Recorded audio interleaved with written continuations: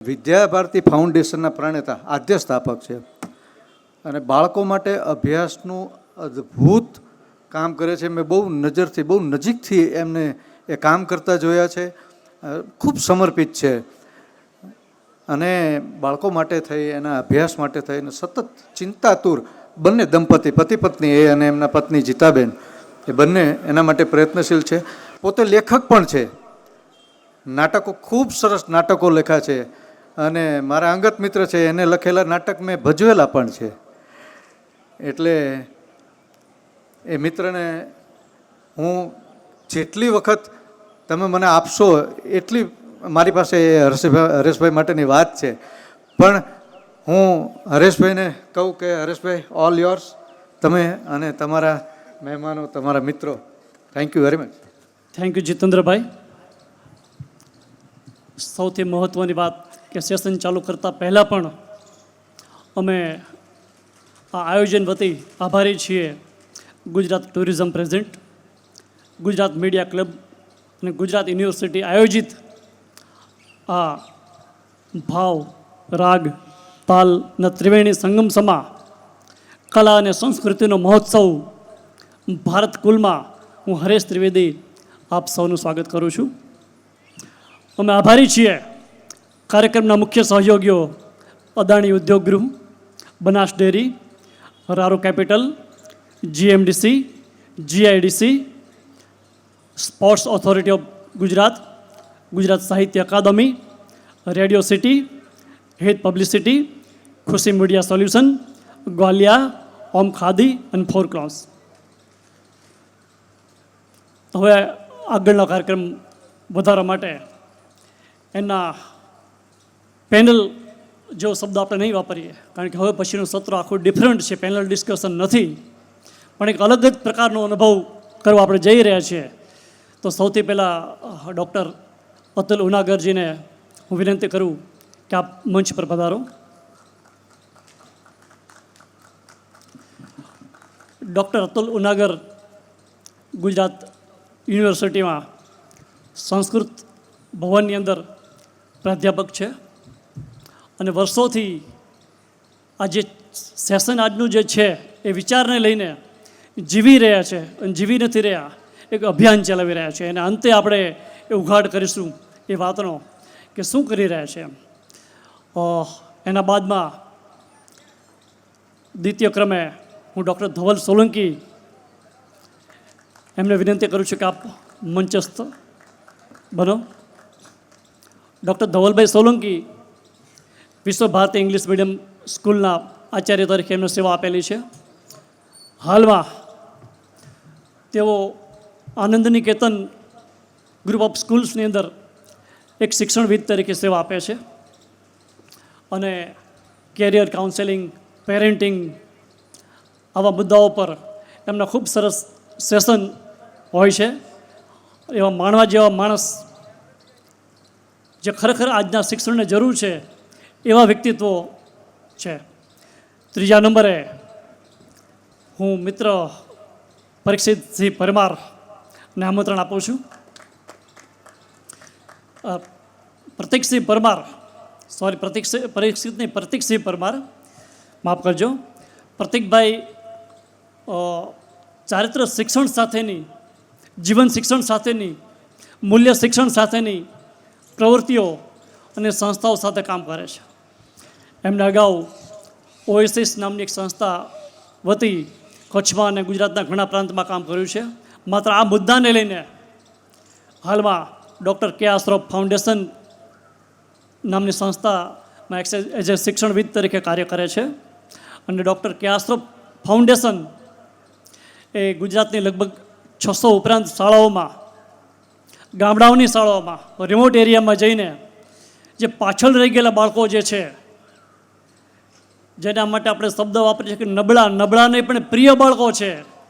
ક્યારે કોઈને માટે નબળો શબ્દ ન વાપરવો, જે પ્રિય બાળકો છે, પ્રિય બાળકો માટે કામ કરે છે. એને મુખ્ય પ્રવાહમાં કેમ લાવવા, સરકાર આટલું બધું સાથે કામ કરી રહી છે, એમાં પૂરક રીતે કઈ રીતે કામ કરવું અને બાળકોને અન્યાય ન થાય, બાળકોને કેન્દ્રમાં રાખીને કામ કરવું, એના માટે પ્રતિકસિંહ મૂલ્ય શિક્ષણ ઉપર અને ખૂબ જ સરસ કામ કરી રહ્યા છે.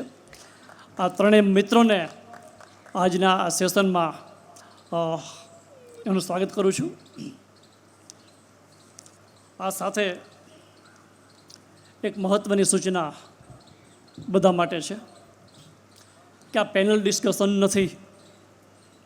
અહીંયા માત્ર અહીંયા બેઠા છે એ લોકો જ બોલશે નહીં. આ પેનલની આ પેનલમાં આપણે સૌ છીએ. એટલે આ વ્યવસ્થાના ભાગરૂપે અમે તમને દેખાઈ શકીએ અને તમને સાંભળી શકીએ એટલા માટે ઉપર નીચે છીએ. બાકી આપણે બધા જ એક જ પ્લેટફોર્મ પર છીએ.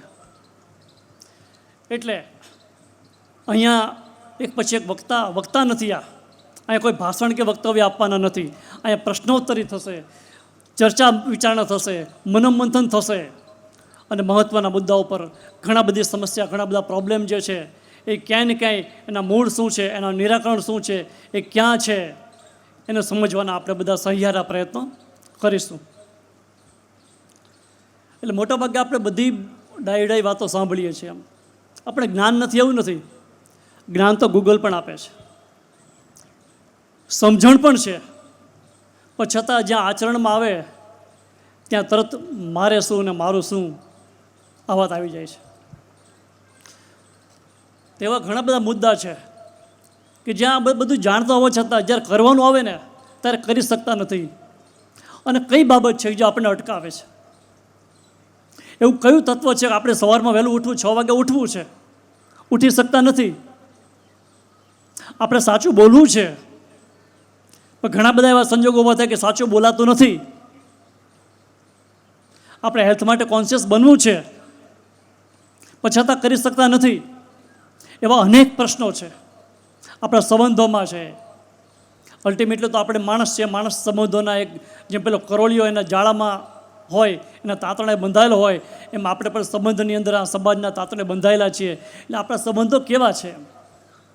આપણી પત્ની સાથે કેવા છે, આપણા પતિ સાથે કેવા છે, આપણા બાળકો સાથે કેવા છે, આપણા મા બાપ સાથે કેવા છે, આપણા કુટુંબીઓ સાથે કેવા છે, આપણા મિત્રો સાથે કેવા છે? આવા અનેક સમસ્યાઓના અનેક પ્રશ્નો છે.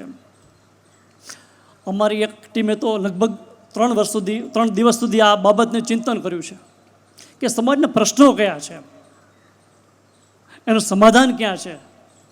તો આ બધા મુદ્દાઓ પર માત્ર આ 3 નહીં કે 4 નહીં, આપણે બધા એક પછી એક ચર્ચા કરીશું. અને સૌને વિનંતી કે જે લોકો પાછળ બેઠા છે ને એ પ્લીઝ આગળ આવી જાય. આ સોફા તમારા માટે જ છે, જો બીજા પણ આવી રહ્યા છે.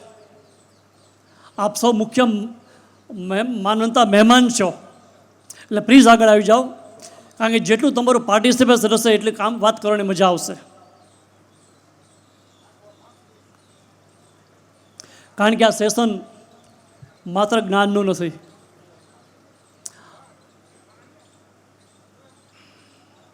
આપણી પાસે માત્ર 55 મિનિટનો સમય છે, એટલે વધુ સમય બરબાદ ન કરતા પ્લીઝ જલ્દીથી જલ્દી આપ આગળ આવી જાઓ, જેટલી આપણી વચ્ચે ચર્ચા વિચારણા કરવાની આપણને મોકળાશ રહે. વાત ચારિત્ર નિર્માણથી રાષ્ટ્ર નિર્માણ એ આપણો વિષય છે. એટલે પહેલાં તો મને ઘણા એવા બધા પ્રશ્નો થાય છે કે ચારિત્રની મોટાભાગની સમજ જે છે ને એ જ ક્યાંક કચાશ રહી ગયેલી. હમણાં જ હું કચ્છમાં ગયો હતો ને કે આચાર્ય હતા હાઈસ્કૂલના, એમની સાથે વાત થઈ. મેં કહ્યું ચારિત્ર, તો એમની સમજ કે ચારિત્ર એટલે સ્ત્રીનું જ ચારિત્ર. એમ મોટાભાગે ચારિત્રને આપણે સ્ત્રીના ચારિત્ર સુધી જ સીમિત એટલી જ આપણી સમજણ છે એમ. અને 80% સ્ત્રીનો એટલે ક્યાંક વ્યભિચાર કે સેક્સ કે આની જ વાત સુધી આપણે મર્યાદિત આપણી સમજણ છે એમ. એથી ઉપર ઉઠીને નથી. અને બે પાછી સ્ત્રીઓને જ લાગુ પડે છે, પુરુષોને 20% જ લાગુ પડતી હશે. એટલે આ આપણી સમજણ છે ચારિત્ર બાબતની. આપણી આ સમજણ છે, તો આ બધી ચર્ચાઓ થવી જોઈએ. આ બધી ચર્ચાઓ આજના આ સેશનમાં થવી જોઈએ અને આનો મેક્સિમમ લાભ આપણે લઈએ. અને તમારા તરફથી પણ આ બધા પ્રશ્નો થવા જોઈએ, અહીંયાથી પણ પ્રશ્નો થવા જોઈએ. અને આપણે સાથે મનોમંથન કરીએ, એક સહિયારું મનોમંથન કરીએ અને એમાંથી કંઈક અમૃત કાઢીએ અને આપણે આગળ વધીએ. પણ એ પહેલાં આ મહેમાનો જે છે એમના માટે 2 મિનિટ સાહેબ બોલાવીશ આપની એક મોમેન્ટો આપી એમનું સ્વાગત કરીએ. તો મહેશભાઈ દવે, સાબરમતી જેલના નિવૃત્ત જેલર અને ખૂબ સારા સમાજ સેવક શ્રી મહેશભાઈ દવેને વિનંતી કરું કે પ્લીઝ આપ આવી અને અતુલભાઈ ઉનાગર સાહેબને મોમેન્ટો આપો.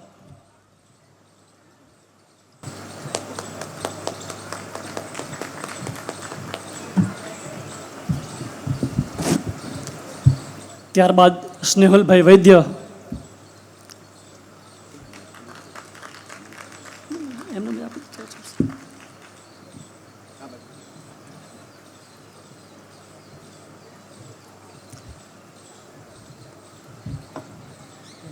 અને ત્યારબાદ હિમાંશુભાઈ આચાર્ય. પ્લીઝ, આ બધા કર્મનિષ્ઠ માણસો છે અને એમના દ્વારા પ્રતિકભાઈ પરમારનું સ્વાગત કરશે સ્નેહલભાઈ વૈદ્ય.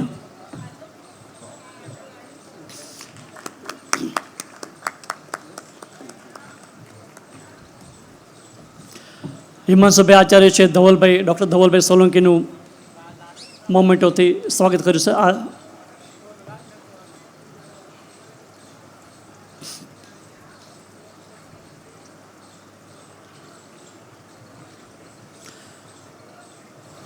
પૂર્વ ભૂમિકા પ્રમાણે આપણે ઘણા બધા મારા મનમાં પણ પ્રશ્નો છે અને તમને પણ થશે, તો આપણે સૌથી પહેલાં પ્રતિકસિંહ પરમારને વિનંતી કરું કે વાતનો ઉઘાડ કરે. નમસ્કાર હરીશભાઈ, આપનો ખૂબ ખૂબ આભાર.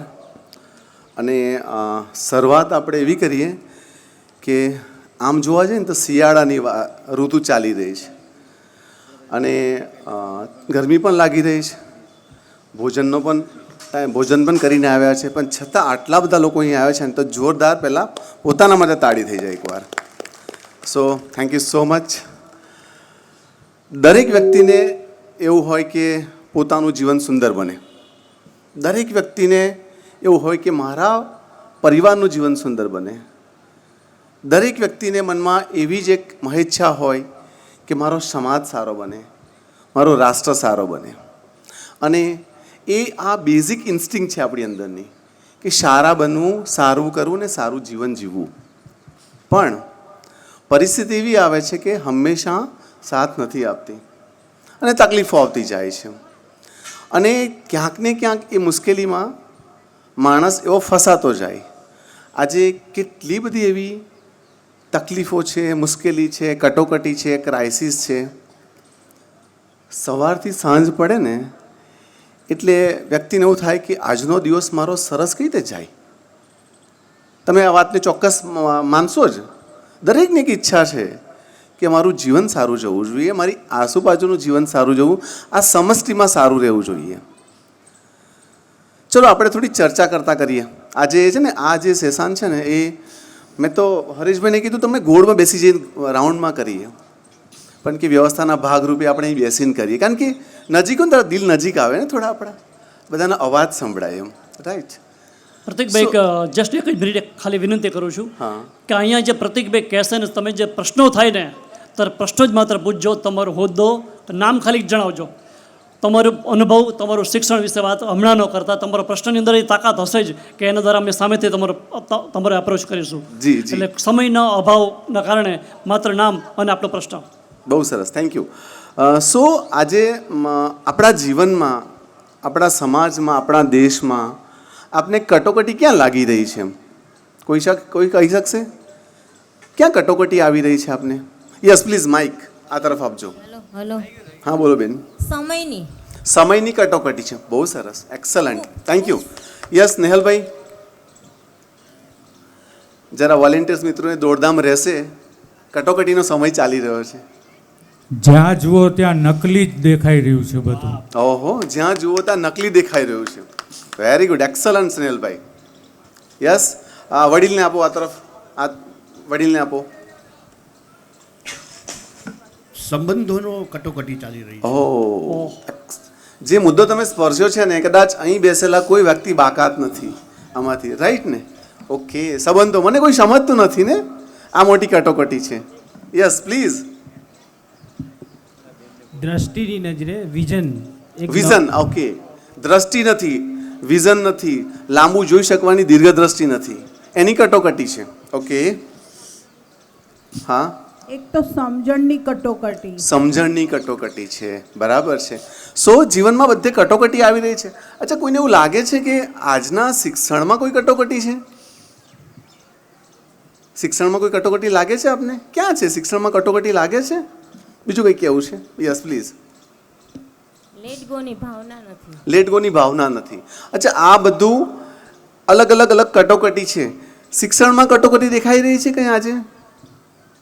આજના શિક્ષણથી ખુશ છો? આપો આ ભાઈને. કેમ નથી? આપણે જોઈએ. આટલી મોંઘી સ્કૂલો છે, રાઈટ? આટલી હાઈટેક સ્કૂલો છે. ક્રિયાન્વય નથી. હાજી? જે કરીએ છે પ્રેક્ટિકલી થતું નથી. જે કરીએ પ્રેક્ટિકલ થતું નથી. Okay, yes. આજના વિદ્યાર્થીને લોડ બહુ છે. અચ્છા, બહુ જ લોડ. આજના વિદ્યાર્થીને બહુ લોડ પડે છે. છોકરાઓને તો અતિશય લોડ છે. નાના છોકરાઓને બહુ જ લોડ પડે છે. બહુ જ લોડ પડે છે. હા, ઓકે, એના બરાબર છે. પ્રમાણમાં એનું શિક્ષણ એટલું વધારે છે, હાઈ છે. એનું બેગ પણ એટલું હેવી હોય છે હા. કે જે પોતે ઊંચકી નથી શકતા. આખો દિવસ એ લોકો બિઝી રહે છે, રમવાનો પણ ટાઈમ નથી રહેતો. બરાબર. એટલે ખાલી મનની વાત નથી, શરીર પર બી લોડ આવે છે. હા, એટલી બધી એને રમવાની પણ પહેલા જેટલું છોકરાને ફીલી નથી ને. હમ. ભણવાનું ભણવાનું ભણવાનું Okay. આખો દિવસ એમ. યસ, શિક્ષણનો એટલો લોડ ભણવાનું ભણવાનું. આખો દિવસ ઓકે, બિઝી રહેશે છોકરાઓ. નાના છોકરા 5 વર્ષના છોકરા પણ એટલા બિઝી રહે. બરાબર. 5 વર્ષના છોકરા બિઝી વ્યસ્ત નથી. એ પાછળથી બી કોઈક બોલવા માંગે છે, પ્લીઝ એમને પણ આપો. થેન્ક યુ બેન. ધ્રુવભાઈ આગળ આવી જાઓ.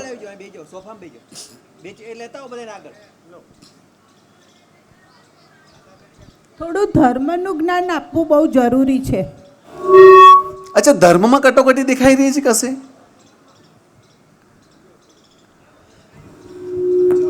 Okay, yes.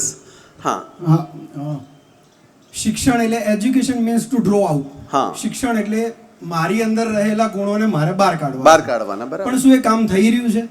ઓકે, આ પ્રશ્ન છે. બીજું કે હું જેની સાથે રહીને ભણી રહ્યો છું એની સાથે મારો સંબંધ કેવો રાખવો, બરાબર. એનું શિક્ષણ મને મળી રહ્યું છે? મને કૃતજ્ઞતા, ભાવમયતા, અસ્મિતા, મારા માતા પિતાને સવારે નમસ્કાર શા માટે કરવાના, એના પ્રત્યે મારી કૃતજ્ઞતા હોવી જોઈએ કે નહીં?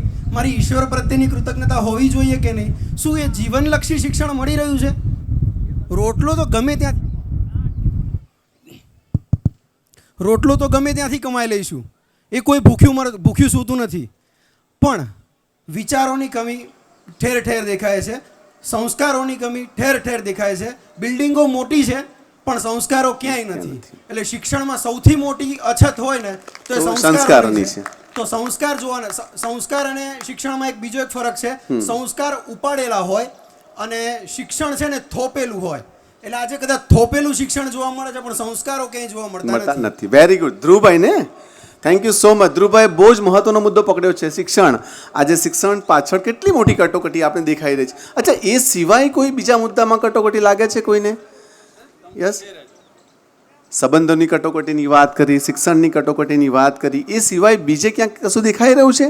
થોડી નજર દોડાવીએ. યસ બેન, પ્લીઝ આગળ. ધવલભાઈ અહીંયા આગળ આપો તો બેનને. દીકરા દીકરીઓના વ્યવહારિક પ્રસંગો. દીકરા દીકરીઓના વ્યવહારિક પ્રસંગો એટલે અલ્ટિમેટલી ફરી પાછું સંબંધોમાં આવે, શિક્ષણમાં આવે. બરાબર છે. ખાસ કરીને દીકરાઓ માટે જે અત્યારે દીકરીઓ એટલે કે કન્યાઓ ગોતવાનું. અચ્છા, ઓ એક ઓકે, બહુ મોટો પ્રશ્ન આવે. એટલે વ્યવહારોનો કટોકટી દેખાઈ રહી છે. બરાબર છે. યસ વડીલ, તમે બોલો. સરજી, જ્યાં જ્ઞાનનો નોલેજનો પ્રશ્ન આવે છે ત્યાં ઘણીવાર વ્યવહારોમાં એ અમલી નથી બનતો. અમલીકરણ નથી થતું. નોલેજ અલગ વસ્તુ છે અને વ્યવહારિકતા અલગ વસ્તુ છે. પણ જ્યારે વ્યવહારમાં આપણે વ્યવહારુ જીવન જીવીએ છીએ ત્યારે એ નોલેજ આપણા કામમાં નથી આવતું. એ ઘણા આજનો લગભગ સળગતો પ્રશ્ન છે. અને ઘણીવાર એવું બનતું હોય છે કે માણસ વ્યક્તિનો ઈગો બી ક્યાંક ને ક્યાંક ટચ થતો હોય છે, બહુ જ કામ કરતો હોય છે. એટલે વ્યવહારિક લાઈફમાં જે નોલેજ છે એ ઉપયોગી નથી થતું એવું મારું માનવું છે. એટલે તમારી વાતને હું કન્ક્લુડ કરી દઉં કે જ્ઞાનની કટોકટી આવી રહી છે. આમ તો માહિતીનો ભંડાર છે પણ જ્ઞાનની કટોકટી છે, રાઈટ? મારા આગામી મિત્ર સમજાવશે કે એકચ્યુઅલી જ્ઞાન શું છે ને માહિતી શું છે. યસ સ્નેહલભાઈ. કટોકટીની જે વાત કરીએ છીએ એ આપણે અલગ અલગ એરિયાને પકડીએ છીએ પણ હકીકતમાં તો દરેક છેવટે માણસ આવીને ઊભે છે. ઓકે. એ પછી નકલી કોઈ પણ ઓફિસ હોય કે હમણાં છેલ્લે જે હેલ્થનું એક મોટું ચાલી રહ્યું છે અત્યારે સમાચારમાં, તો વાત આવીને ઊભે છે વ્યક્તિગત. એટલે આપણે બહુ જાણીતું જે છે કે health is lost, something is lost, wealth is lost, nothing is lost, But character is lost, everything is lost. Yes, very એટલે મારા હિસાબે કેરેક્ટરની કટોકટી એ સૌથી મોટી અને રૂટ કોઝ કટોકટીઓનું છે. ઓકે, બહુ સરસ. એટલે આમ જોવા જઈએ તો સંબંધોમાં કટોકટી આવી રહી છે, શિક્ષણમાં કટોકટી આવી રહી છે, વ્યવહારમાં કટોકટી આવી રહી, જ્ઞાનમાં કટોકટી આવી રહી છે, રાઈટ, વહીવટમાં કટોકટી આવી રહી છે. અત્યારે જ 5 મિનિટ પહેલાં જ્યારે વાતો કરતા હતા ને, તો કે આજે દરેક વ્યવહારનો ભ્રષ્ટાચાર આવી ગયો છે, ત્યાં પણ કટોકટી. તો આટલી બધી કટોકટી આવી રહી છે તો એનું કારણ શું હશે એ બી જાણવું તો જોઈએ ને આપણે એનું. હા, હું લઈ લઉં છું ત્યાં જ, હું લઈ લઉં. એટલે એક મુદ્દો જોઈએ કે તમારા બધાના પ્રશ્નો સાચા છે, અને જે મિત્રો બોલ્યા ને અને નહીં બોલ્યા બધા માટે તાળી એટલા માટે કે તમે વિચારશીલ છો, રાઈટ, અને તમે કટોકટી પારખી શકો છો. હવે આપણે જોઈએ કે કટોકટીનું કારણ શું છે, એ કયા કારણથી આવે છે, કયા રસ્તે આવે છે, અને શું લઈને આવે છે, કેમ આવે છે. તો હું ધવલભાઈને વિનંતી કરું કે એ આપને કટોકટીના કારણ બતાવે. એકચ્યુઅલી આજે આપ તમને કહી દઉં શું કરવાનું છે.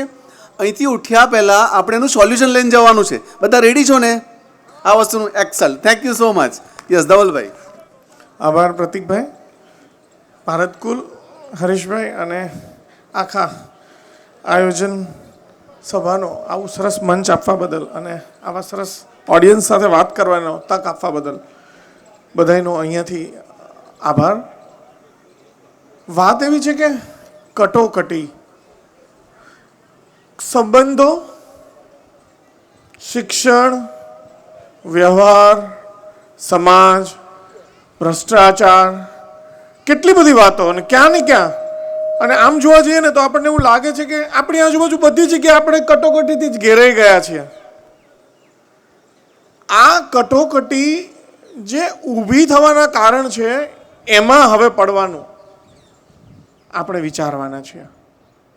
મારે તમારા કોઈ પાસેથી એ જાણવું છે કે કોઈને એવી ખબર છે કે આ કટોકટી ઊભી થવાનું કારણ શું? શા માટે આપણા સંબંધોમાં કટોકટી આવી રહી છે? શા માટે આપણા સંબંધોમાં કટોકટી આવી રહી છે? લાગણીઓનો અભાવ. યસ, લાગણીઓનો અભાવ, સમયનો અભાવ, સમજણનો અભાવ, દેખાદેખી, જ્ઞાનનો અભાવ. આ દેખાદેખી માટે તો બહુ જ સરસ વસ્તુ છે. તમે કોને ફોલો કરો છો? હું પણ કાલથી ત્યાં આવીશ. તમે કયા કયા કયા પંથમાં જાઓ છો? મને ખબર નથી કે એ આખી વસ્તુ મારા જીવનને હકીકતમાં કયા પથ ઉપર દોરી જઈ રહી છે કે આગળ જતાં ગૂંચવી નાખવાની છે. હું તો ઘેટા વૃત્તિની જેમ ચાલ્યો જાઉં છું. આવું બધી જગ્યાએ થાય છે. બાળકને કઈ શાળામાં, કયા ટ્યુશન ક્લાસમાં મોકલવાથી માંડીને તમે ક્યાં ફરવા જવાના છો, તમે આજકાલ જીવનમાં શું કરી રહ્યા છો, તમારી જીવન શૈલી શું છે, એ તમામ એ પહેલું કારણ છે કટોકટીનું. આપણે એક આંધળી દોડ કરી રહ્યા છીએ કટોકટી પાછળ, આવી બધી વસ્તુઓ પાછળ. બીજી બાબત, આપણે આમ જોવા જઈએ ને તો એવું માનીએ છીએ કે અત્યાર સુધીની સૌથી સુધરેલી જાત 2024 21મી સદીમાં આવી ગયેલી સુંદર મજાની મનુષ્ય જાત. પણ આમ ખૂબ અંદર જોવા જઈએ ને તો આપણે બધા ભ્રમિત લોકો હોઈએ ને એવું મને લાગે ક્યાંક. કારણ કે આપણને ક્યાંક ને ક્યાંક કોઈક અજાણી દોરી રહી છે. આપણને કોઈક બ્રાન્ડ, આપણને કોઈક વિચાર, આપણને કોઈક ને કોઈક સરસ મજાના કોઈ કહેવાય ને પેલા જૂથ, એ ક્યાંક ને ક્યાંક ખેંચી જાય છે. આપણા એવા જાણીતા ન જાણીતા અગ્રેસરો એ આપણને ભ્રમિત કરી રહ્યા છે. અને એટલે આપણને એવું થાય છે કે હું જેને ફોલો કરું છું એ બધું જ બરાબર જઈ રહ્યું છે. અને આનાથી થાય છે જન્મ કટોકટીનો. સમાજમાં અરાજકતાનો જન્મ થાય છે આનાથી. વળી તમે મને કહેશો કે સફળ કોને કહેવાના આપણે? કોણ કહેશે કે સફળ કોને કહીશું? સફળતા હું અહીંયા ઊભો છું એટલે સફળ છું? ત્યાં કોઈ ફેક્ટરી ચલાવી રહ્યું છે સફળ છે? કોઈ સરસ મજાની 3 મૂવી એક પછી એક હિટ આપી રહ્યું છે એ સફળ છે? સફળતાની વ્યાખ્યા શું છે? અથવા સફળ કોને કહેવાય? જે વ્યક્તિ સમાજમાં કોઈકને કોઈક પ્રકારે પોતાને સિદ્ધ કરી દે એટલે સફળ? શું એ વ્યક્તિ પોતે સફળ કે સિદ્ધ થવા પાછળ કઈ કઈ પ્રયુક્તિઓ, કયા કયા કારણો, કયા કયા હથકંડાઓ કે કયા કયા રસ્તાઓ, માર્ગ વાપર્યા એ જોવાનું કે નહીં જોવાનું? પણ આજે આપણે એક સામાજિક તરીકે શું કરી રહ્યા છીએ કે જે પૈસાદાર છે ને એને સફળ માની રહ્યા છે, જે ખૂબ ભણેલો છે ને એને સફળ માની રહ્યા છે. અને એની સામે પ્રશ્ન એ થાય તો કે જે અભણ છે પણ કોઠા સૂઝવાળો છે, જે ઓછું ભણેલો છે પણ સુંદર ખેતી કરે છે, ઓર્ગેનિક ખેતી કરે છે, પોતાના પરિવારને બાંધીને બેઠો છે અને સમાજમાં એક આગવી પ્રતિષ્ઠા પોતાના આપબળે ધરાવે છે, એને સફળ માનો કે પછી સરસ મજાના બંગલામાં કે ફેક્ટરીમાં ચકચકાટ ગાડીમાં ફરતો માણસ સફળ? સફળ હોવાની વ્યાખ્યા શું છે? આપણે આપણી જાતને પૂછવાની જરૂર છે. આજે હું ને તમે કોને સફળ માનીએ છીએ? સંબંધો પણ કેવા થઈ ગયા છે? ભાઈએ મારામાં મદદ કરી તો મારે તમને યાર કરવી જ જોઈએ ને મદદ. અને આમ ધીમે ધીમે જાણ્યા વગર આપણા સંબંધો સ્વાર્થ ઉપર જ ડેવલપ થઈ ગયા છે કે એમના સેશનમાં હું આવ્યો ને તો પછી મારે યાર એમણે મારા સેશનમાં ન આવવું જોઈએ. હું કેવો આગળ બેઠો હતો સાહેબ, હું તમારી વખતે વહેલો આવી ગયો હતો. આપણા સંબંધોમાં સ્વાર્થ. અને આ બધું જ કારણ છે જે પ્રતીકસિંહે કીધું ને, તમે લોકોએ જે કીધું ને, શિક્ષણમાં, સંબંધોમાં આ બધી જ કટોકટી. આ કટોકટી આજકાલ આપણને ભરડો લઈ રહી છે. આપણે એવું માની રહ્યા છીએ કે જે ખૂબ કામ કરે છે, ખૂબ કામ કરે છે. હમણાં જ અમારે વાત થયેલી કે સવારથી સાંજ સુધી કામ કરતો હોય માણસ, 11, 12 કલાક, 17 કલાક, પણ માનો કે એમાંથી કંઈ પણ કામ અર્થપૂર્ણ ન કરતો હોય તો એને શું કરવાનું? એ સફળ માનવાનો? કામ તો કોણ કરે છે? પશુઓ નથી કરતા? કરે છે, મારી તમારી કરતા ઘણું વધારે કરે છે. પણ તો એ અર્થપૂર્ણ કામ હું ને તમે કરી રહ્યા છીએ? આપણે આજે એ વિચારવું છે.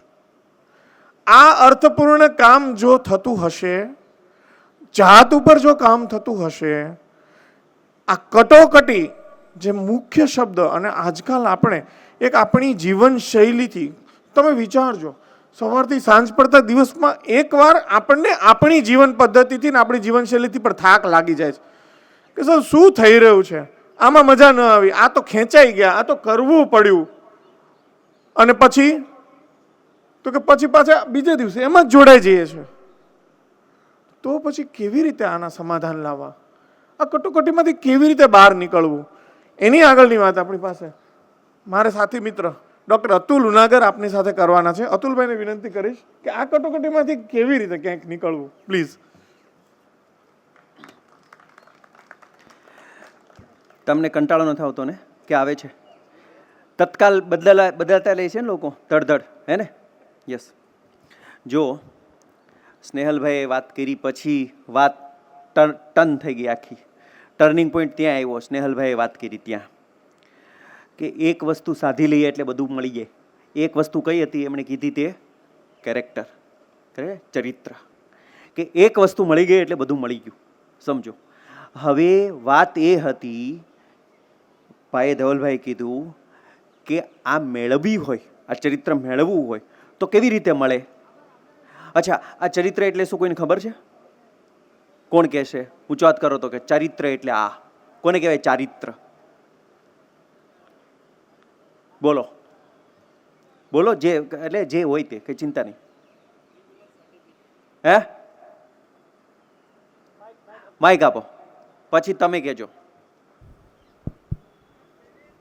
આજના સમયમાં ચરિત્રને માપવા માટે criminal certificate, criminal, non criminal અને ક્રિમિનલ સર્ટિફિકેટ. ઓકે, પછી કોણ કહેશે? બોલો બેન, બોલો કોને કહેવાય ચારિત્ર?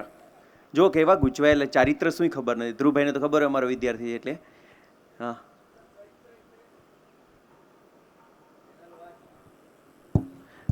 સર, ચરિત્ર એટલે જીવન એવું લાગી રહ્યું છે. જીવન, અને એ જીવનમાં વિવિધ ગુણોનું હોવું. અને એ છત્રપતિ શિવાજી મહારાજ કે મહારાણા પ્રતાપ, વીર સાવરકરને જોયા પછી મને એમ લાગે કે મારે આના જેવું જીવન કરવું છે. વાહ. તો એ જે પોઝિટિવિટી એનામાં દેખાણી, કદાચ ચરિત્ર. ચરિત્ર, વાહ, બહુ સરસ. પછી એટલે કે ચરિત્ર એટલે જીવન. હવે કોણ કહેશે? કેટલા નજીક લઈ આવી દીધા એમને. કોણ કહેશે શું કહેવાય ચરિત્ર?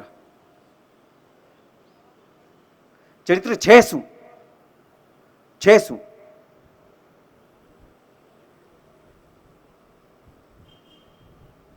નિકુલભાઈ, છે શું ચરિત્ર? તમે પહેલા, પછી નિકુલભાઈ. હાલો બોલી જાઓ. હે? આત્મસન્માન. વાહ. પછી? મારા મતે જીવવાનો એક અભિગમ, એક દ્રષ્ટિ છે. બહુ સરસ. વૃત્તિ છે આ. બહુ સરસ. અને એનાથી પણ જો મોટો શબ્દ કહેવો હોય તો આ એક અવસ્થા છે. ચારિત્ર એક અવસ્થા છે.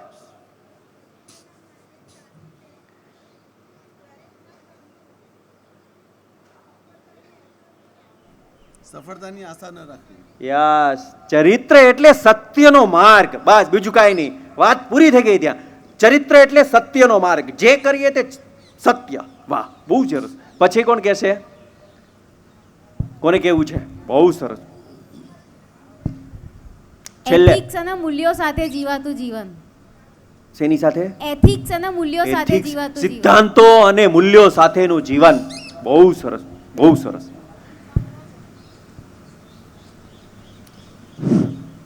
મારા મતે કેરેક્ટર એટલે ઇન્ટેગ્રિટી, વાણી, વર્તન અને વ્યવહાર, એક સૂત્રતા. વાહ, બસ. વિચાર, વાણી અને વર્તનમાં એક સૂત્રતા, એટલે પૂરું થઈ ગયું. આ હોય એટલે પ્રતિકભાઈની જે સમસ્યાઓ હતી ને એમણે ગણાવીને કે આ સમસ્યા, પહેલી સમસ્યા શિક્ષણમાં સમસ્યા, ભારવાળું ભણતર ને આ બધું પૂરું. તમે માનો છો? હા કે ના? ચરિત્ર આવે તો બધી સમસ્યા સોલ્વ થઈ જાય? હા કે ના? કેવી રીતે થાય? ભ્રષ્ટાચારની સમસ્યા કેવી રીતે દૂર થાય? કોણ કહેશે? બોલો. ચરિત્ર આવે તો ભ્રષ્ટાચાર કેવી રીતે દૂર થઈ જાય?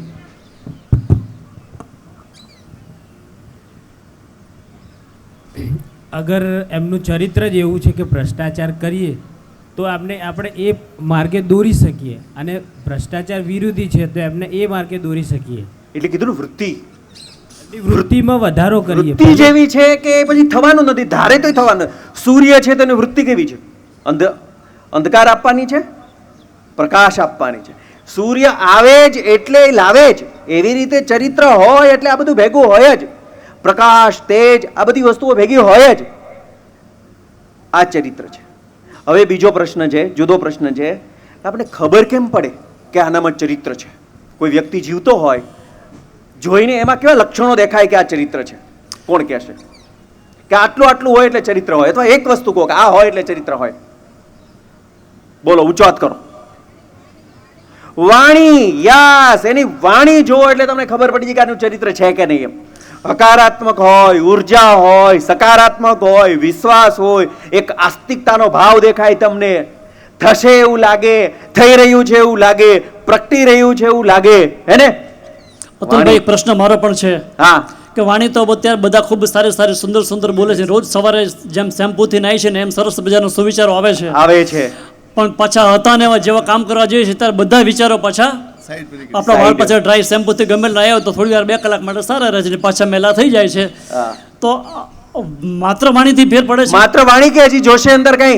બોલો. એટલે વાણી તો છે જ, એની સિવાય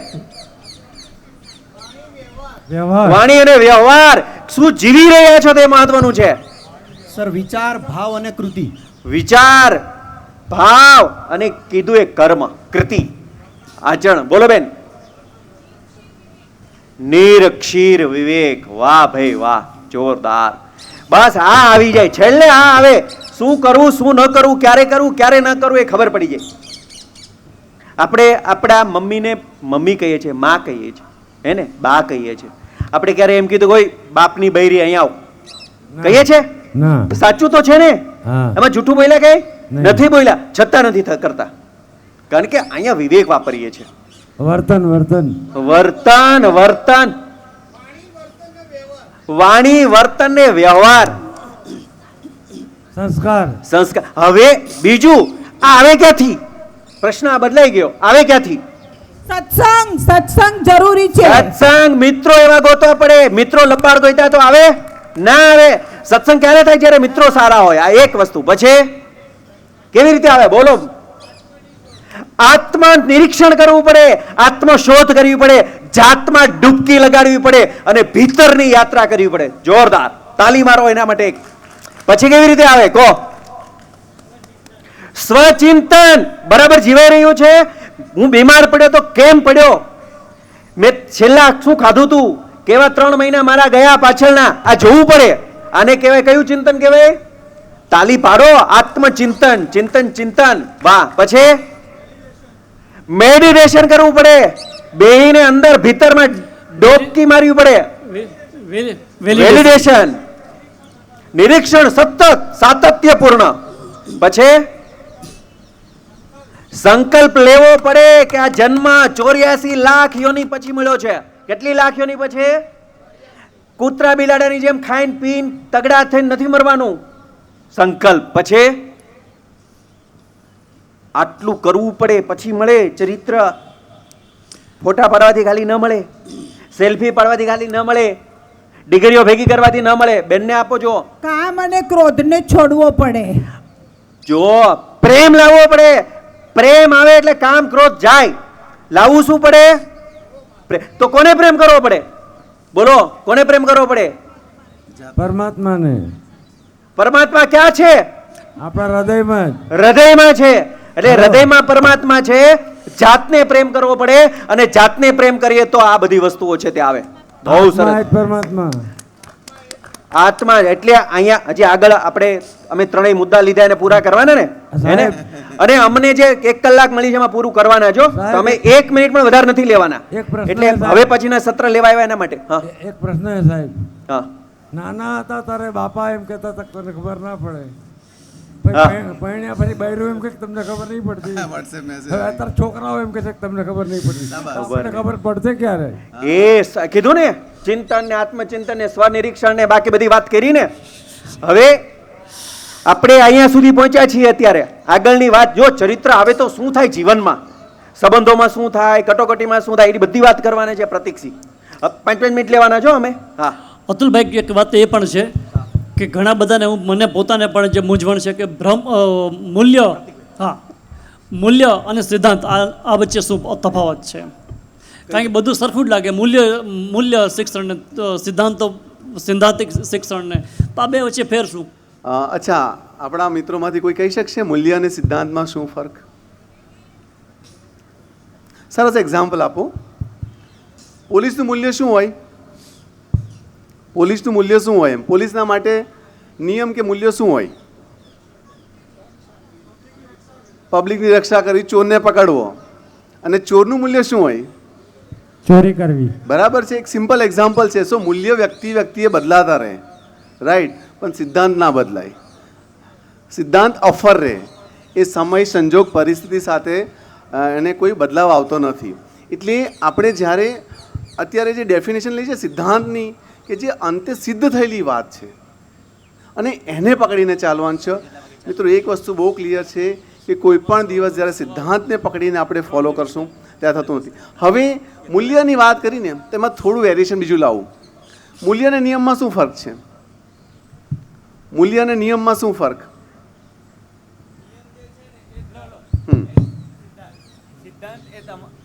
જે સિદ્ધાંત છે જે તમે વાત કરી કે એ બધા માટે સરખા, પણ એ તમે સ્વીકારો તો તમારા માટે છે, બાકી તમારા માટે નથી. પણ નિયમ એ કોઈ પણ સંસ્થા કે કોઈ પણ સત્તાધારી વ્યક્તિઓ દ્વારા ઘડાયેલા છે, એને ફોલોઅપ કરવા જ પડે એમ. અને મૂલ્ય એ સ્વયં માટે છે કે જે આત્મના સુધાર માટે છે. એટલે એવું કહેવાય કે નિયમો પણ બદલાતા રહેશે પરિસ્થિતિ, સમય, સંજોગ સાથે. બરાબર છે. પણ આ બધામાં મારે કેવું જીવન જીવવાનું છે? અતુલભાઈએ બહુ જ સરસ વાત કરી ચારિત્રની, સારા ચારિત્રની વાત કરી. ચારિત્રવાન વ્યક્તિ કેવો હોવો જોઈએ, શું એની વાત કરી. એક લેવલ સુધી આપણે પહોંચ્યા છે કે આવા પ્રકારનું ચારિત્રવાન આપણે જીવવાનું જોઈએ. હવે આપણે જોઈએ કે ચારિત્રવાન વ્યક્તિ હોય તો એનું પરિવાર કેવું હોય, કોઈ કહી શકશે? એનું થંભરું ખબર કઈ રીતે પડે કે આ પારિવારિક જે સંબંધ છે, આ પરિવાર છે એ બહુ જ ચારિત્રવાન પરિવાર છે? ખબર કઈ રીતે પડે આપને? કોઈ કહી શકશે? પારિવારિક સંબંધો કેવા હોય? જ્યારે બહુ સારું ચરિત્ર હોય ધ્રુવભાઈ, ત્યારે કહી શકશો કે એમાં જે વ્યક્તિ છે એનું ચરિત્ર કેવું હોય, શું કરતો હોય છે? બોલો, ઊભા થઈને બોલો, અવાજ આવી જશે તમારો. બોલી જાઓ. સંતોષી અને સમાધાની જીવન હોય. ઓકે, પછી આત્મીયતાવાળું વાતાવરણ હોય. સરસ, બહુ સરસ વાત કરી, આત્મીયતાવાળું વાતાવરણ હોય.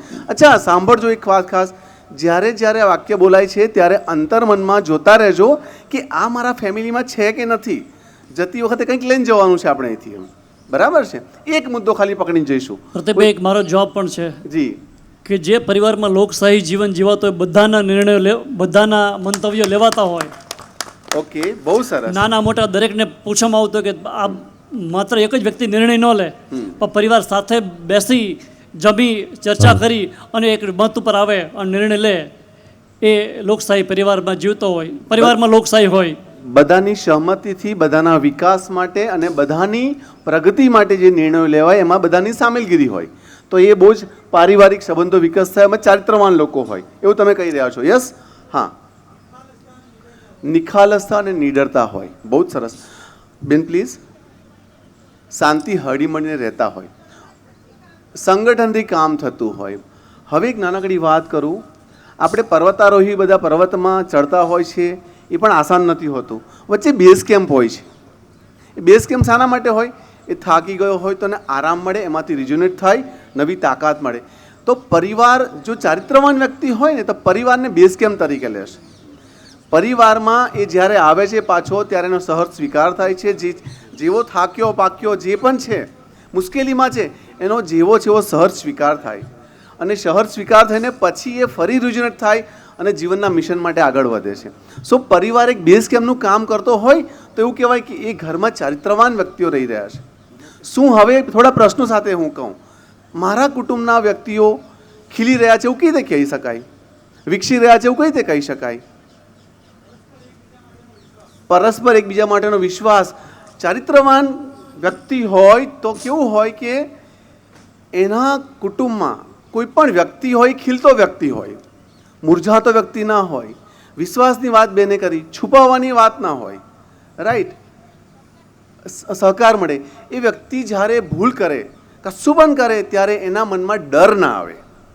સો ચારિત્ર સારું બનાવવાથી કે પોતાનું જીવન સમજવાથી આખા કુટુંબનો વિકાસ થઈ શકે છે, રાઈટ? અને વ્યક્તિ ખીલે છે, વિકસે છે. કયા વ્યક્તિને વિકસવાનું નથી ગમતું, કયા વ્યક્તિને ખીલવાનું નથી ગમતું, પણ એ સ્પેસ નથી મળતી. જ્યારે દરેક વ્યક્તિમાં ચારિત્રનો વિકાસ થાય, સારું ચારિત્ર વાત થાય, અતુલભાઈ જે વાત કરી એ બધા ચારિત્રના ગુણો આવે ત્યારે આપોઆપ વ્યક્તિ ખીલતો હોય છે. યસભાઈ. શામાં? રૂટ્સમાં. ઓકે, જીવનશૈલી કેવી હોય છે? બહુ જ સરસ પ્રશ્ન છે. પહેલું તો હું એવું માનું છું કે હું જીવન જીવી રહ્યો છું તો મારા થકી મારા હૃદયમાં ક્રાંતિ થઈ રહી છે. તમે જે પ્રશ્ન પૂછ્યો એનો હું તમને બહુ વિસ્તારથી જવાબ આપું કે કઈ રીતે ખબર પડે કે મારે શું કરવાનું છે, બરાબર છે? કે મારો ચારિત્રનો વિકાસ થઈ રહ્યો છે, હું શું કરું કે જેથી આ બધાનું મારી સાથેનો વિકાસ થાય. એના માટે સૌથી મહત્ત્વની વસ્તુ છે, અતુલભાઈ પહેલાં કીધું કે હું સ્વનિરીક્ષણ કરું કે હું શું કરી રહ્યો છું. હું સ્વનિરીક્ષણ કરી રહ્યો છું અને એની પાછળ કે હું હંમેશા ફરિયાદ કરું છું કે ફરિયાદ નથી કરતો. બહુ મોટો થંબ રૂલ છે. જેમ જેમ આપણે વડીલ બનતા જઈએ ને તેમ તેમ ફરિયાદ કરવાનો હક જતો રહેશે આપણો. નાનપણમાં ફરિયાદનો હક છે અને વડીલપણામાં જો ફરિયાદ આવે ને તો એવું થાય કે ચારિત્રમાં મારે ઘણું બધું કામ કરવાની જરૂર છે, મારે હજુ આગળ વધવાની જરૂર છે, હજુ મને ફરિયાદ આવી રહી છે, બરાબર છે? હજુ મને કમ્પ્લેન આવી રહી છે. મિત્રો, ઉંમર સાથે પુખ્તતાને કોઈ સંબંધ નથી. સંબંધ છે એના પોતાની ઇન્ટિગ્રિટીના, પોતાના વિચારોને લઈને પોતે કેવું વર્તન કરે છે. સૌથી મહત્ત્વની વાત એક છેલ્લે કહી દઉં કેટલા મિત્રોને એવું લાગે છે કે મને કોઈ સમજતું નથી? મને તો લાગે છે ક્યારેક ક્યારેક કોઈ મને સમજતું નથી, રાઈટ? ઘણા બધાને, અને બધાની વાતોમાં ફરિયાદ પણ આવે, ખબર છે, ઘરમાં મને સમજતું નથી, કોઈ સાંભળતું નથી. ચારિત્રવાન વ્યક્તિઓના કુટુંબમાં બધાને એવું લાગે કે મને બધા સમજે છે, મારે સમજાવવાની જરૂર નથી, મારે સમજવાની જરૂર છે. એટલે જ્યારે જ્યારે મારા સારી ચારિત્રનો નિર્ણય થાય, હું નિર્ણય લઉં છું અને એ દિશામાં આગળ વધું છું, ત્યારે મારામાં એ બધા ગુણો આવતા જાય છે. હું અમલીકરણ દ્વારા એ ગુણો લઉં છું. એટલે શું થાય, સારા ચારિત્રવાન વ્યક્તિના કુટુંબના એક જ થંભરૂલ છે, હું અને મારા પરિવારના વ્યક્તિ વિકસી રહ્યા છે કે નથી વિકસી રહ્યા. જો વિકસી રહ્યા તો કુટુંબના બધા વ્યક્તિઓ એક બેલેન્સિંગ મોડમાં જીવી રહ્યા છે. વિકસી નથી રહ્યા, કરમાઈ રહ્યા છે, તો સમજવાનું કે ક્યાંક તકલીફ છે. અને મિત્રો, આ ખાલી એક કુટુંબની વાત નથી, એક કુટુંબના 4 મિત્રોની વાત નથી, 4 મેમ્બરની વાત નથી. કુટુંબ એ સમાજ કે રાષ્ટ્રનો સૌથી પાયાનો નાનામાં નાનો એકમ છે. જો એનું નિર્માણ થશે ને, ત્યાં પ્રેમભાવ આવશે, ત્યાં જ સમજદારી આવશે, ત્યાં જ સમજણ આવી જશે, તો આપોઆપ સમાજનું ને ચારિત્ર નિર્માણ થઈ જશે. અને દેશનું ઘડતર કરવા માટે બહુ મોટું કામ કરવાની જરૂર નહીં, શરૂઆત મારાથી કરવાની જરૂર છે, રાઈટ? અને આ સૌથી મોટું કામ છે. એટલે હું એક જ વાત અહીંથી કહીશ કે હું શું કરું અને મને શું મળે છે એના કરતાં હું શું કરું છું અને હું આપું છું એ મહત્ત્વનું છે, right? Thank you so much. અને ધવલભાઈ, જેમ પારિવારિક ભૂમિકા છે ને, તેમ આપણા સમાજમાં આપણી ઘણી બધી ભૂમિકા છે. તો એ બધી ભૂમિકાઓમાં પણ ચારિત્રવાન વ્યક્તિ હોય તો શું થઈ શકે એ આપને સમજાવશે. ખાસ ધવલભાઈ પાસે અપેક્ષા રાખીએ કે વ્યવસાયિક આપણે કંઈ ને કંઈ વ્યવસાય સાથે જોડાયેલા છીએ, તો વ્યવસાયની અંદર ચારિત્ર ક્યાં કેવી રીતે આપણે વ્યવહાર, અલ્ટિમેટલી વ્યવહારની વાત થઈ, તો વ્યવહાર અને વ્યવસાયની અંદર આપણે ચારિત્રને ક્યાં કઈ રીતે ટકાવી રાખી શકીએ, અને એના કંઈક બાબતે પ્લીઝ.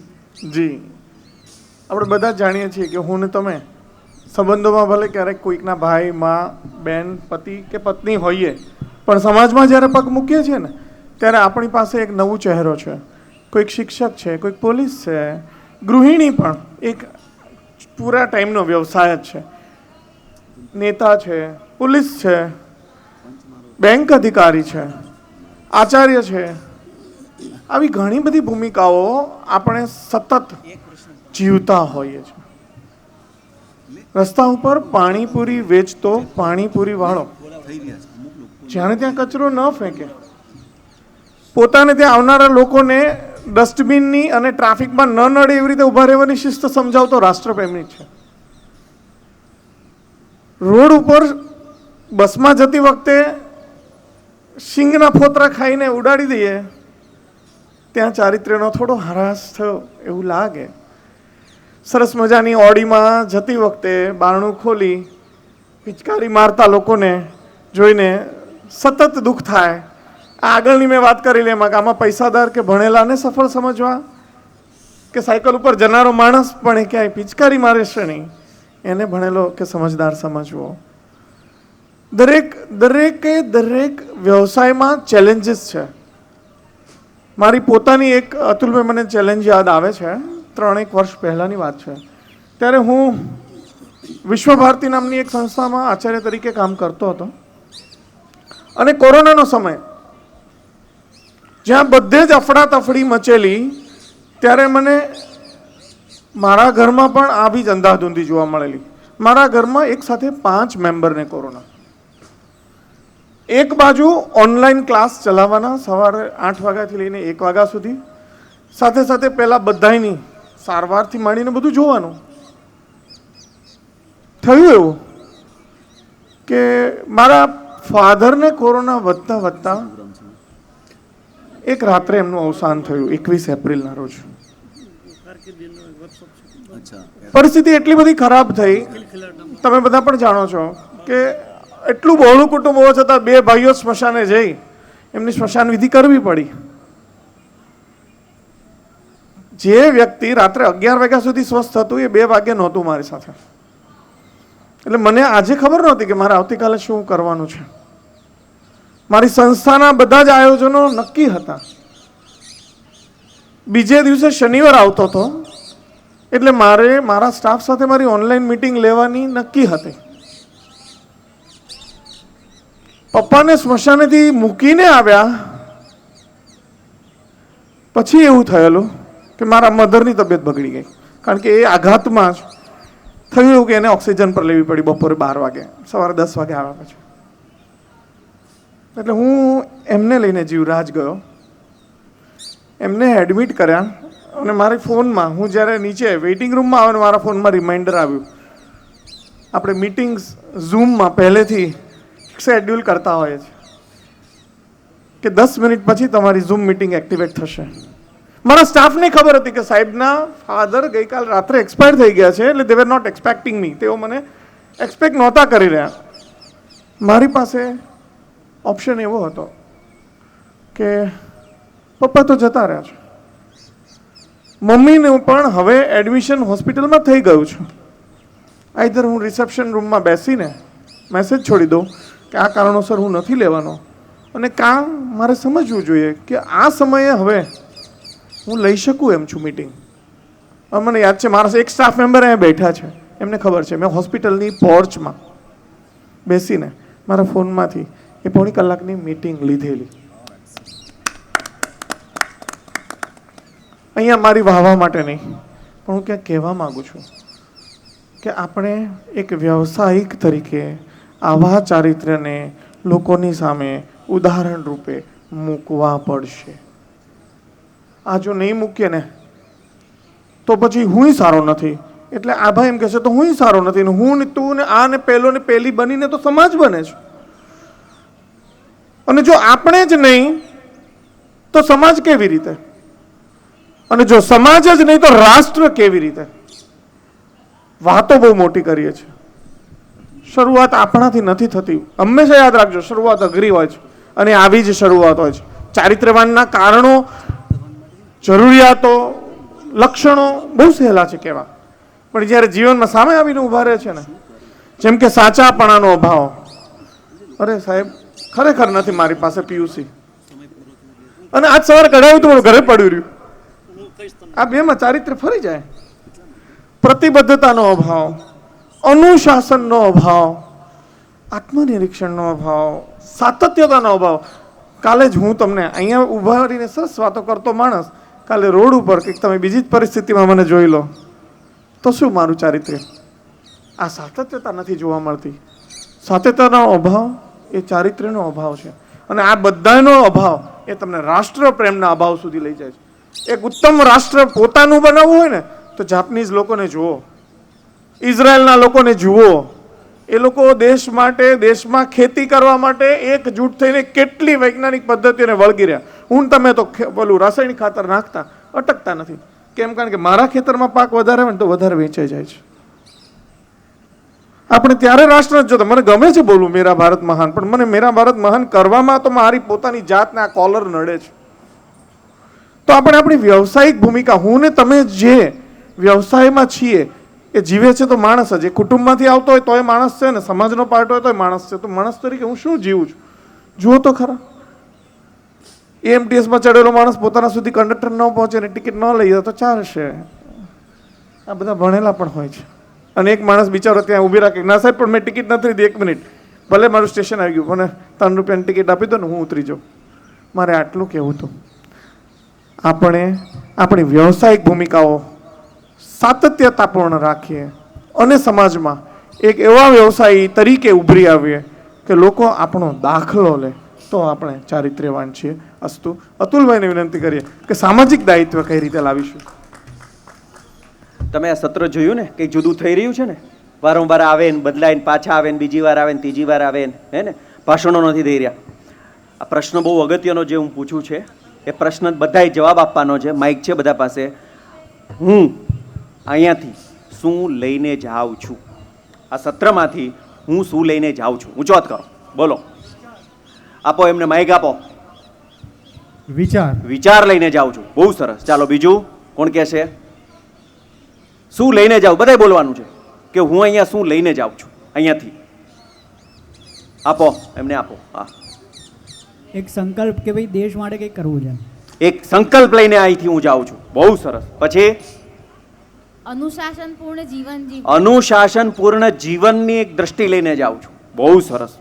એક આત્મબળ લેવાનું અને એક હિંમત લેવાની. આત્મબળ અને હિંમત લઈને હું અહીંયાથી જાઉં છું. બહુ સરસ. સારા વિચારો, સારા વિચારો લઈને જાઉં છું. આપો બીજાને, જે નથી બોલ્યા ખાસ બોલ્યા, આપો આ ભાઈને. ઉભા થઈને બોલી જાઓ તો હવે અહીંયા ક્યારે પહોંચશે માઇક. કમિટમેન્ટ લઈને જાઉં છું અહીંથી, પ્રતિબદ્ધતા લઈને જાઉં છું. બહુ સરસ. પછી શું લઈને જાઉં છું? બોલો આ ખૂણામાંથી સાહેબો, શું લઈને જાઉં છું? બોલો. વિશ્વાસ લઈને જાઉં છું અહીંયાથી કે થઈ શકશે, આ હોય, ચારિત્ર નિર્માણ થઈ શકે અને હોય. બોલો. નિષ્ઠા લઈને જાઉં છું અહીંયાથી, કમ્પ્લેટ નિષ્ઠા વાળું આ સત્ર રહ્યું. પછી ઓકે, બીજો પ્રશ્ન. આટલું બધું કર્યા પછી મારે ખરેખર સાચું બોલવાનું, મારે મારા જીવનમાં કઈ બાબત એવી હતી કે જે બદલવી પડે? બોલો. આ તો ખુલવાની વાત છે. હવે કઈ વસ્તુ હું બદલીશ મારામાં? બોલો. કોણ કહેશે કે અહીંયાથી? બોલો. વાહ, આ પ્રોફેસર છો. હા બોલો.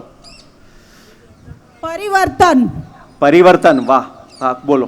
શું પરિવર્તન?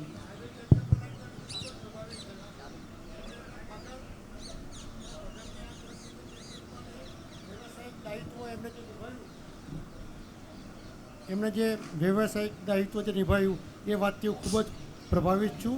અને આ વાત પણ હું મારા જીવનની અંદર, હું જે પ્રોફેશનમાં છું એ હું હંમેશા માટે આ વાત ઉતારીશ. આ વાતથી ખૂબ જ જોરદાર. ચાલો આપણે એક શિક્ષકમાં થયું હોય, કેટલા પ્રોફેસરો કેટલા વિદ્યાર્થીઓની વચ્ચે જતા હોય છે. બહુ સરસ. પછી બહુ સરસ. હું શું બદલીશ? મારા સામાજિક અને પારિવારિક જે વાતાવરણ છે એ વાતાવરણ ઉપર વિશ્વાસ કરવાનું શરૂ કરીશ. વિશ્વાસ કરવાનું શરૂ કરીશ. તમે કીધું ને વિશ્વાસ, આ વિશ્વાસ કરવાનું, ભરોસો કરવાનું શરૂ કરીશ. વાહ. બોલો બેન. સાચી વસ્તુનો સહજતાથી સ્વીકાર કરવો. સાચી વસ્તુ સહજતાથી સ્વીકાર કરવાનો. અહીંથી હું મારામાં બદલાવ લાવીશ. પછી શું લાવીશ મારા બદલાવ? તમે ત્રણેય લોકો નથી બોલ્યા. હા બોલો તમે.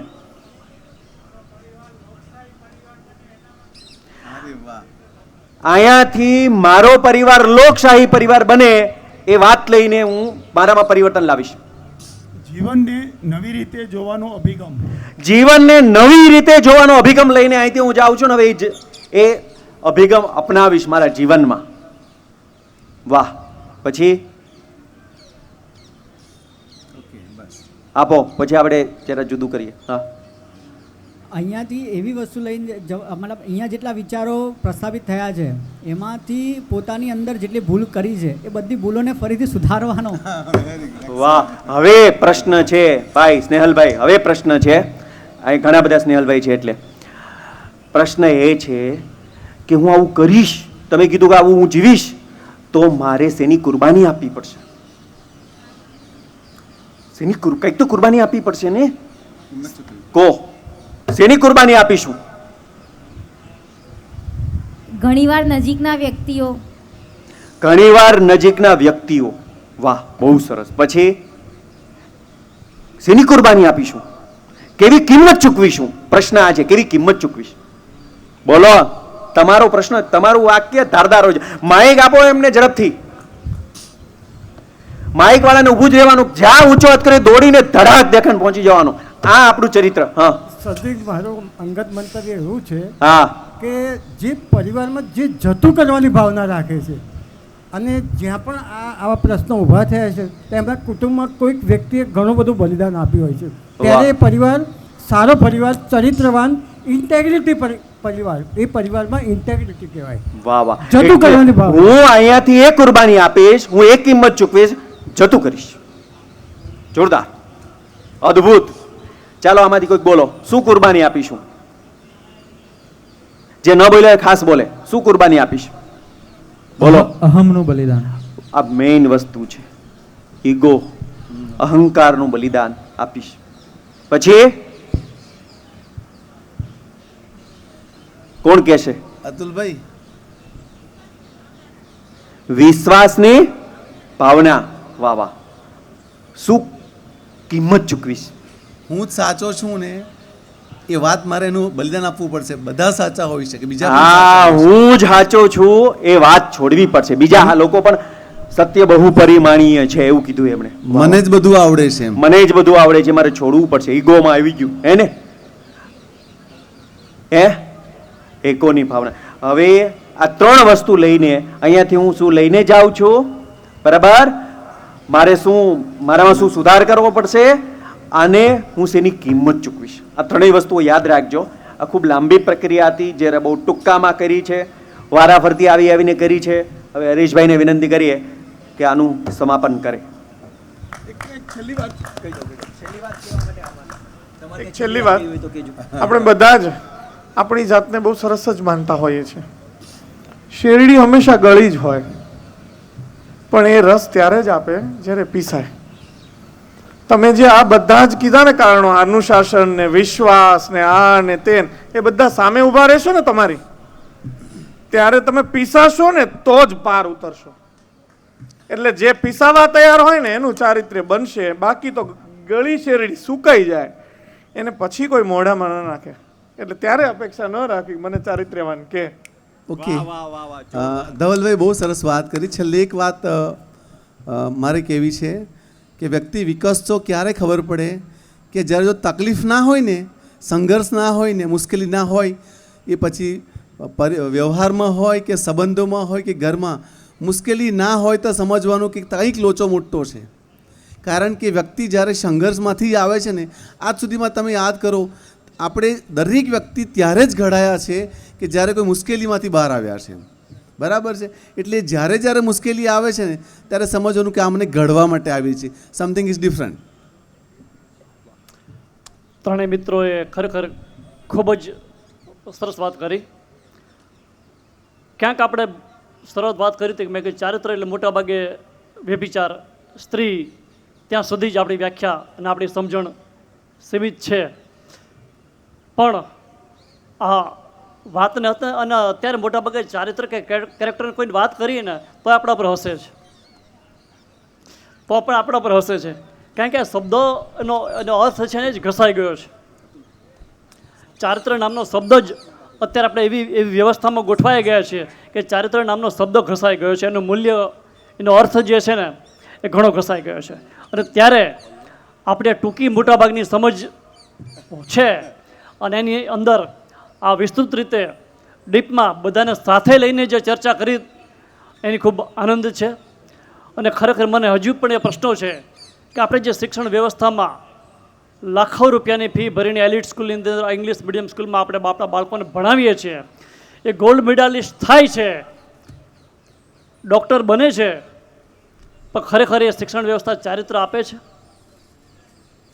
એ ગોલ્ડ મેડાલિસ્ટ થયેલો દીકરો કે દીકરી એની કેરિયર બનાવવામાં કે મોટી હોસ્પિટલ બનાવવામાં ક્યાંક સ્ટેન્ટની જરૂર ન હોય, ગેસ્ટ્રિક તકલીફ હોય છતાં સ્ટેન્ટ લગાવી દે છે, તો શું એનામાં ચારિત્ર છે?